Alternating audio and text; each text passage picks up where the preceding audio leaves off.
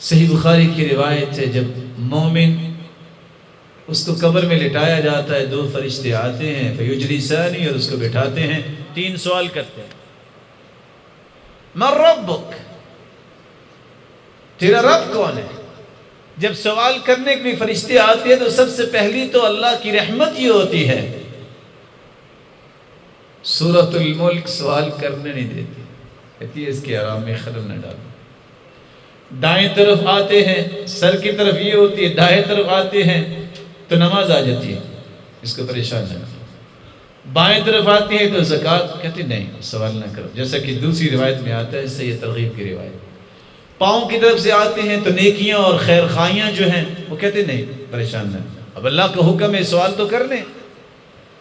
من ربک، فوراً کہتا ربی اللہ۔ ماذا تقول في هذا الرجل الذي بعث فيكم، بتاؤ نا، آج دنیا کو یہ بات بھی سمجھنی چاہیے، آج تو خاتم النبیین کہنے سے بڑی تکلیف ہوتی ہے، یہ قبر میں بھی پوچھا جائے کہ بتاؤ نا ذرا اس پیغمبر کے بارے میں تم سٹیٹس اپنے دل میں کیا رکھتے ہو؟ وہ کہتا ہے نبی محمد صلی اللہ علیہ وسلم، ما دینو، دین کیا ہے آپ کا؟ جواب دیتا ہے۔ فرشتے پھر سوال کرتے ہیں، اچھا یہ بتاؤ تم نے یہ سوالوں کے جواب کیسے دیے؟ وہ کہتا ہے قرأت القرآن وعملت بما فيه وصدقت، میں نے قرآن پڑھا، اس پہ عمل کیا، اس کی تصدیق کی، اللہ نے جوابات سکھا دیا۔ اما الکافر او المرتاب او المنافق، رہا کافر، منافق اور شک کرنے والا دین میں، جب اس سے کہا جائے گا من ربک، کہے گا ہاں لا ادری۔ یہ ہاں کے لفظ کا معنی کیا ہے؟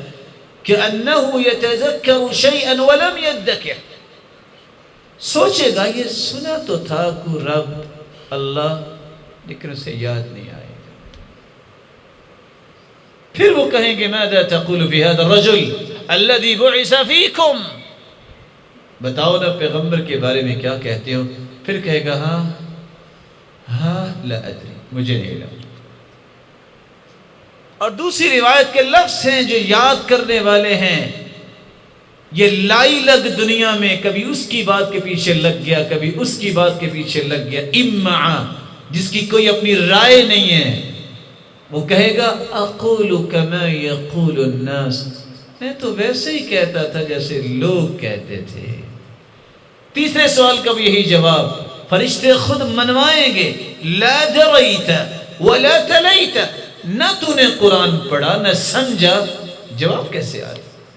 فَيُضْرَبُ بِمَطَارِقَ مِنْ حَدِيدِ ضَرْبَةً بَيْنَ اُذُنَيْنِ، دو کانوں کے درمیان پہ فرشتے وہ گرز ماریں گے۔ روایتیں اور آثار بتاتے ہیں کہ اگر وہ فرشتے کسی پہاڑ پہ گرز مار دیں تو پہاڑ مٹی کا ریزہ ریزہ ہو جائے، اور وہ اس کے دو کانوں کے درمیان ماریں گے۔ کیوں؟